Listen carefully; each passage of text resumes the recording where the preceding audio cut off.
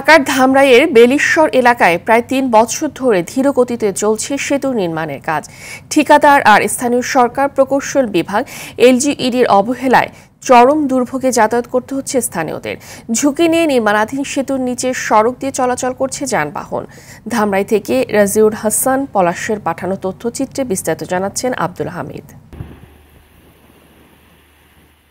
ঢাকা-রিচা মহাসড়কের বাথুলি থেকে মহিষাসী যাবার পথে বেলিশ্বর এলাকায় খালের উপর জরাজীর্ণ পুরনো সেতুটি ভেঙে নতুন সেতুর নির্মাণ কাজ শুরু হয় ২০২২ সালে।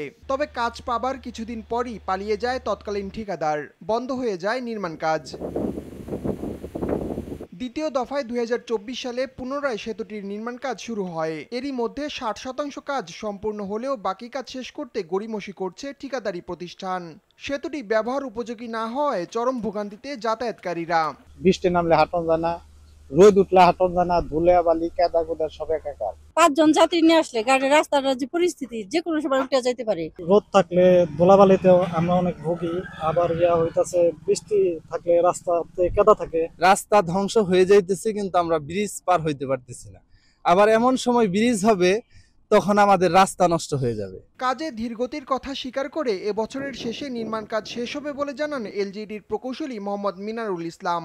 কাজটি বর্তমানে চলমান রয়েছে, এটা বর্তমান অগ্রগতি প্রায় 60% এবং কাজটি শেষ হবে আশা রাখছি ডিসেম্বর 25-এর মধ্যে কাজটি শেষ হবে, যেটা তার নির্ধারিত সময়।